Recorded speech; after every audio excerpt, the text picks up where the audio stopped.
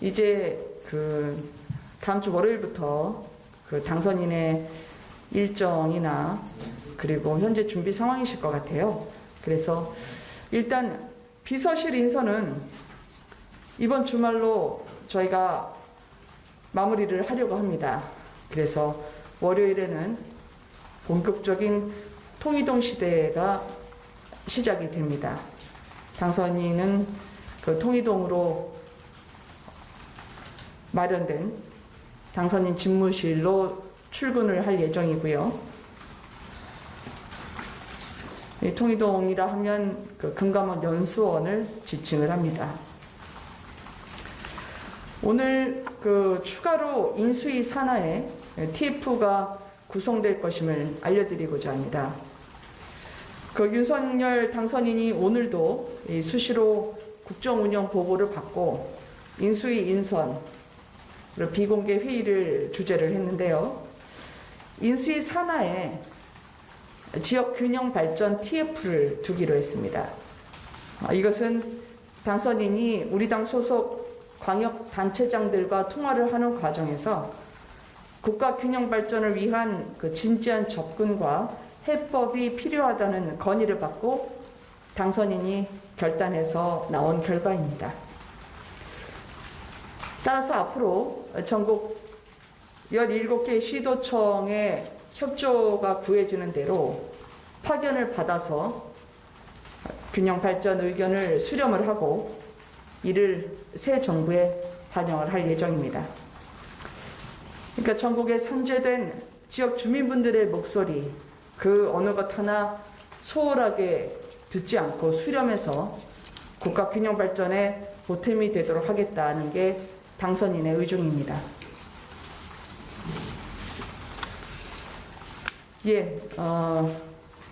질의응답 시간을 갖고 궁금하신 게 있으면 답변을 해드리도록 하겠습니다.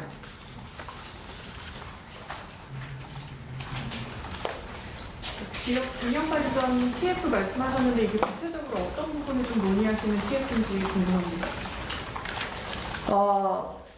일단 광역단체장들의 의견을 수렴하는 과정에 있기 때문에 앞으로의 진행 상황과 성과 부분은 저희가 TF가 구성되고 나서 구성원들과 함께 말씀드릴 것 같습니다. 다만 지금까지의 우리가 선거 과정에서 보면 부동산, 일자리, 교육 그 어느 것 하나 없이 민생이 지나친 수도권 집중화로 인해서 수도권 외에 다른 지역분들이 겪고 있는 그런 불편이 적지 않았습니다. 따라서 국가란 어느 특정 한 지역이 아니라 고른 균형 발전으로 인해서 발전과 미래를 도모할 수 있다는 그 원칙하에 시행이 될 것이고요. 구체적인 방안에 대해서는 TF 장과 그리고 구성원이 결정되는 대로 또 보고 드릴 수 있는 기회를 갖도록 하겠습니다. 네. 비서실 인선은 이번 주말로 마무리하신다고 하셨는데 네. 어떤 게 남아있는 건지 궁금합니다. 비서실이 저희가 인수위와 달리 비서실 내부에 적어도 수십 명 규모의 실무진들입니다. 그래서 실무진 인선을 완료하고요. 지금 본격적으로 통이동으로 이주하는 준비를 진행 중에 있습니다.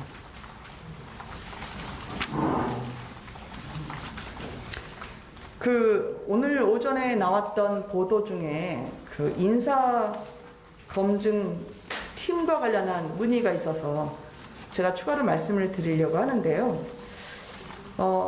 보통 아직 중정부로서 저희가 출범을 하지 않아서 검증에 한계가 있을 수 있긴 하지만 대통령실 그리고 국무위원 그리고 인수위원회에 이르기까지 책임 있는 국정의 일원에 대한 검증 작업은 필수입니다.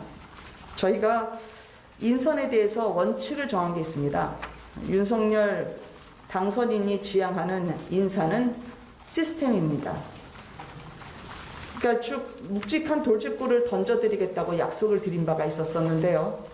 이게 그동안에 내 편 챙기는 정실 인사나 실력과 관계없는 밀실 인사가 국민에게 공정한 기회를 제공해주지 않았다고 생각을 합니다.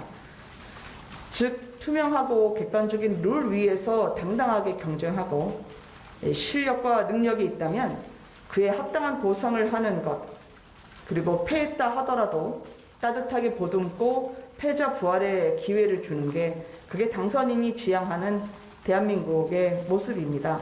따라서 저희가 넓게 크게 인재를 발굴을 하되 실력과 능력을 겸비한 분들로, 그리고 성과로서 국민의 민생을 나아지게 할 수 있는 분들로 인수위를 구성하겠다라고 하는 게 이번 인선을 대하는 원칙이자 기준입니다. 그런 면에서 검증은 과거 정부에서도 해왔었고 저희도 당연히 준비할 수밖에 없는 사안이다. 그렇게 말씀드릴 수 있겠습니다.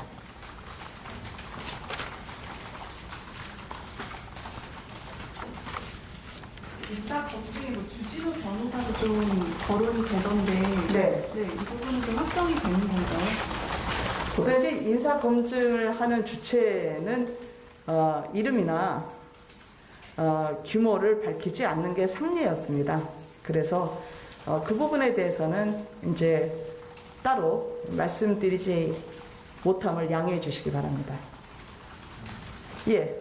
대표님, 강기현 비서실장님께서 네. 중에 이제 인수위원장 인선이나 내일 발표할 내용에 대해서 국민의당 측과 이제 협의를 계속 이어나가겠다 했는데 네. 혹시 현재 진행 상황 좀 설명 부탁드립니다. 정확한 현재 진행 상황은 아직 인선 작업이 완료가 되지 않았다는 겁니다. 그렇지만 인수위를 조속히 인수위원까지 이르면 다음 주 내로 완료한다는 목표를 갖고 있기 때문에 이를 위해서는 인수위원장과 부위원장의 선결 작업이 필요합니다. 내일 오후 안으로는 말씀드릴 수 있도록 최선을 다하겠습니다. 대통령 집무실 이전 관련해서 이제 관저 얘기들이 많이 나왔는데 네. 청와대 관저는 아예 사용을 안 하실 계획이신 건지, 대통령 관저도 5월 10일 취임하실 때 청와대 외부에 마련하실 계획이신 건지. 대통령 관저에 대한 기자분들의 관심과 취재 열기를 제가 간접적으로 들었습니다. 아마 역대 대통령 당선인의 관저가 이렇게 주목받고 취재 대상이 됐던 적은 거의 없었던 것 같습니다. 그만큼 정부종합청사로, 즉 청와대를 개혁하겠다는 당선인의 의중이 강하기 때문에 수반이 되는 관저에 대한 관심 같은데요. 관저는 이에 따라서 상당히 다양한 각도에서 다양한 장소를 두고 검토 작업이 이루어지고 있는 것은 사실입니다. 그렇지만 지금 정부종합청사의 그 청와대 개혁, 즉 집무실이 마련돼야 하므로 관저도 사실 속도는 그렇게 빠르진 않습니다. 그렇지만 조속히 어느 한 군데가 정해질 수 있도록 노력하겠습니다. 2달 안에는 끝내야 되는 일이니까요.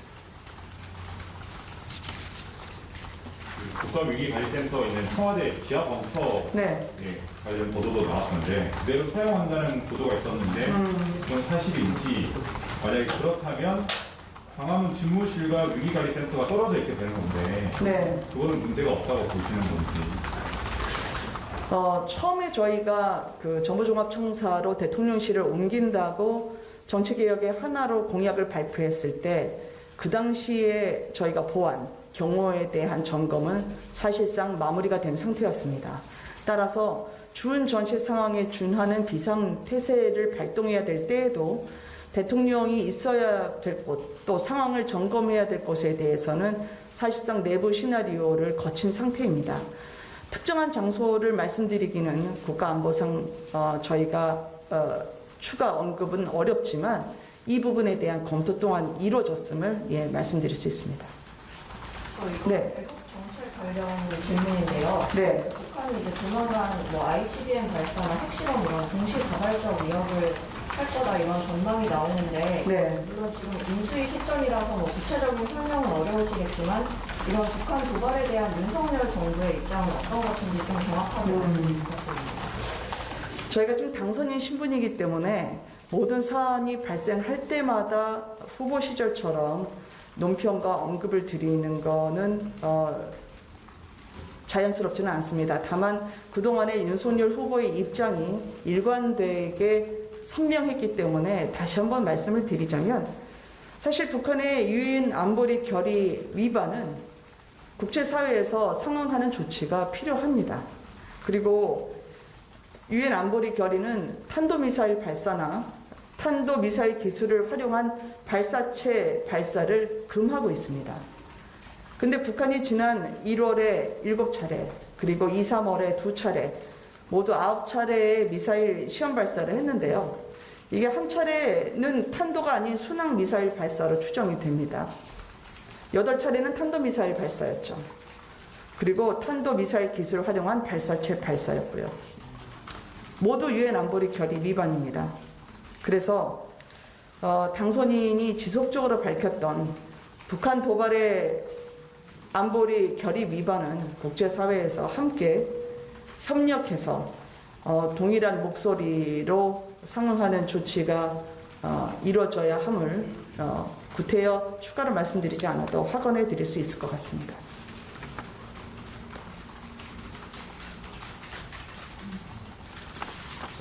네. 또 7개 분과 이외에 원래 TF가 2개였다가 이제 오늘 하나가 새로 추가됐는데요. 네. TF의 장을 어떻게 인선하실지 좀 관심이 많은데 죄송합니다. TF의 장을 어떻게 인선하실지도 관심이 많은데 네. 지금 TF 장 인선 작업은 좀 어떻게 진행되고 있는지. 일단 저희가 청와대 개혁 특위는 당선인 산하에 두고요. 국민통합특위죠. 국민통합특위는 당선인 직속이죠. 그리고 그 밑에 저희가 청와대 개혁특위 또한 물론 팀장급으로 실무진이 움직이고 있습니다만 당선인 산하에 있습니다. 나머지 2개 TF, 코로나 위기 대응 TF와 아까 말씀드렸던 지역균형발전 TF는 인수위 조직으로 편입이 되고 있을 것입니다. 따라서 저희가 인수위원장의 인선을 마무리하는 대로 인수위원장 체제 하에서 인선 작업도 가속화되고 또 당선인과 협의하는 그런 과정도 없지는 않겠죠. 네. 혹시 이제 다음 주부터 이제 통일동시대 열린다고 말씀을 하셨는데 네. 일정으로 고려하고 계신 게 있으실까요? 네. 첫 일정으로 고려하고 계신 게 있을까요? 외부 일정이나 공개 일정이라든가? 사실 통이동으로 출근하시고 나면 이제 그곳에서 비서실과 그리고 국정 운영과 관련한 그 회의도 이루어지게 될 텐데요. 윤석열 당선인이 그동안 여러 차례 코로나로 시리에 빠진 어려운 분들, 또 소상공인 자영업자분들이나 시장 상인분들을 다시 한번 찾아뵙고 싶다라고 이야기를 했기 때문에 저는 아직 정확하게 결정되지 않았습니다만 후보의 첫 공개 일정은 민생 행보가 될 것이라고 생각을 합니다. 즉 현장 속으로 국민을 찾아가는 그리고 소통을 약속했던 대통령 당선인으로서의 그런 일정이라고 봐주시면 좋겠습니다. 산불 현장이 아직까지 진화가 마무리되지 않았다는 이야기를 들었습니다. 그래서 화재의 진화 작업을 하시는데 저희가 불편을 드리거나 방해가 되면 안 된다는 생각 때문에 그 진화 작업 상황은 시시각각 저희가 확인하고 있습니다.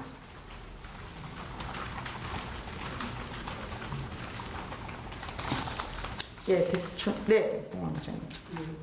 통이동이 그러면 일단 인수위원분들은 통이동에 계시고 삼청동에 분산 배치가 되는 건 구체적으로 어떻게 진행이 되는 건가요? 현재로서는 지금 그 통이동 금감원 연수원에 당선인 비서실과 집무실 그리고 인수위 3개 분과가 들어갈 것으로 예상이 됩니다. 인수위 3개 분과는 기조, 외교안보, 그리고 정무사법 행정이고요. 그리고 공간상 제약으로 인해서 삼청동 금융연수원에 경제 1, 경제 2, 사회복지문화, 과학기술교육 분과가 들어가게 될 것으로 보입니다.